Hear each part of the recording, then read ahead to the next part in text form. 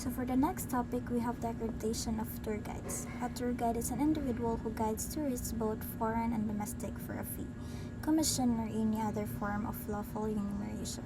So we all know what tour guide is. Requirements for issuance of accreditation of a tour guide. Number 1, we have the proof that the applicant has passed a seminar for tour guides duly conducted by the Department of Tourism or other agency duly authorized by the department to conduct the seminar, provided, however, that these requirements may be waived by the department where the applicant possesses special academic or professional qualifications relevant to tourism.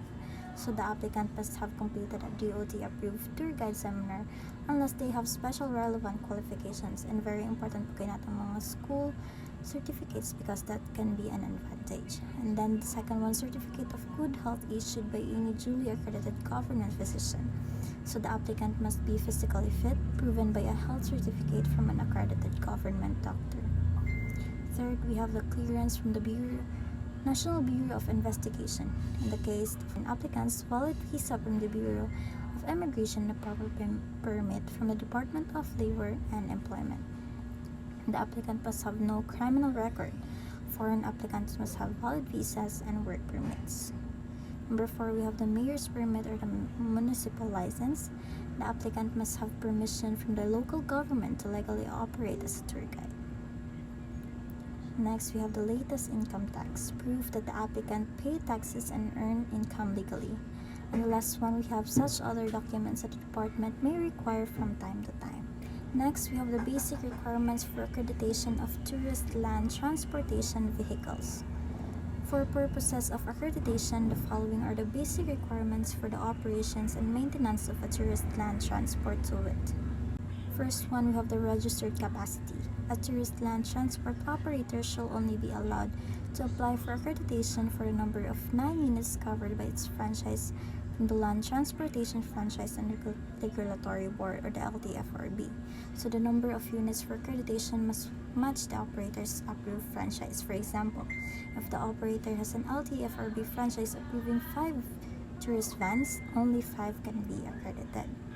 Next, we have the roadworthiness. To be registered, every tourist transport must be found roadworthy upon inspection by a team from the department. In the case of bus or coaster, it shall not be more than 10 years, nor more than 5 years for a tourist car from the year of manufactured. So vehicle must pass inspection and must not exceed age limits to avoid accidents. Next, we have the left-hand drive. Every tourist transport shall be provided with a left-hand drive. So all tourist vehicle must have steering wheels on the left side. Next, we have the ventilation. Every tourist transport shall be properly equipped with adequate air conditioning units.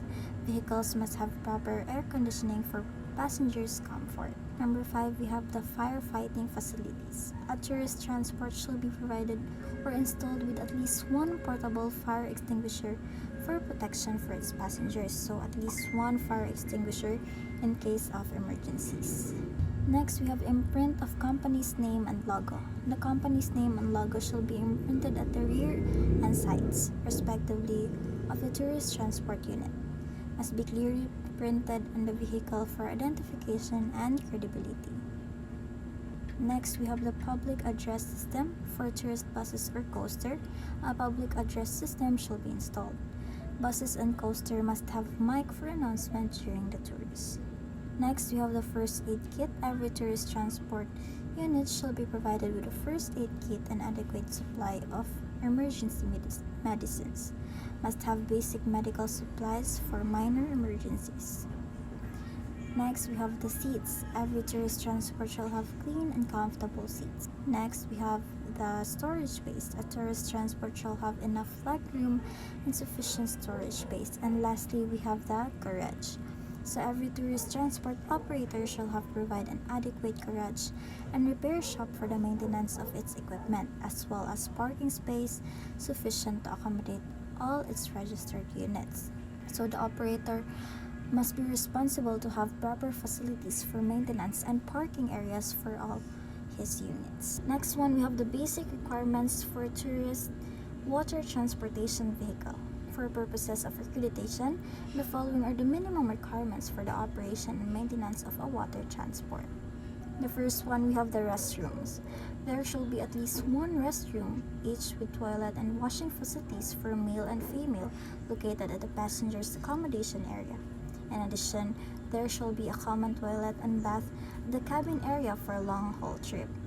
Tissue paper, soap, hand paper towel should also be provided. So, dapat separate ang male and female restroom and must be available with soap, tissue, and towels. Next, we have the reception. A receptionist should be available to usher in guests. Very important kay nang we are well accommodated. Next, we have the refreshment and dining area. There shall be a refreshment and dining area where shall be well stocked at all times. In case of long-haul trips, a dining area capable of seating at least 1/4 of the total passengers or one of serving shall be provided with appropriate well-maintained furniture. So, must be provided the food and drinks for long-haul trips require dining area at least 1/4 of the passengers. Next, we have the promenade area. There shall be a promenade or airing space at the upper deck and exclusive use of passengers. Must have a safe space for passengers to walk and enjoy fresh air, usually at the upper deck. Next, we have the baggage area. There shall be a baggage area provided with a racks or similar convenient and safe storage in the passenger's accommodation area. So, secure storage must be provided for passengers' luggage. Next, we have the service and staff. Adequate number of well-trained, groomed, experienced, and efficient courteous staff shall be employed. They shall wear clean uniforms at all times. Frontline staff shall have good speaking and knowledge of English. So staff must be trained, courteous, neat, and able to speak English for international guests. Next, we have the lighting. Adequate lighting arrangement and fixtures should be installed in all levels of vessels in accordance with the Philippine Merchant Maritime Rules and Regulations. Next, we have the life-saving equipment. Adequate life-saving devices should be provided in accordance with the Philippine Merchant Marine Rules and Regulations. So, must have geared on life jackets and other emergency devices following the marine regulations. Next, we have the communication equipment. Adequate communication equipment should be provided in accordance with the Philippine Merchant Marine Rules and Regulations. So, must have reliable communication tools for navigations and emergency use like radio systems. For the next topic, we have the basic requirement for tourist air transport. For purposes of accreditation, the following are the minimum requirements for the operation and maintenance of an air transport. The first one, we have the life-saving device. Adequate life-saving devices shall be provided in accordance with the requirements prescribed by the air transportation officers. So, the airlines must provide safety equipment like life vest according to aviation standards. Next, we have the communication equipment. Adequate communication equipment shall be provided in accordance with the requirements of the air transportation officers. So, must have proper communication tools required by the aviation authorities to ensure safety like radio or navigation system.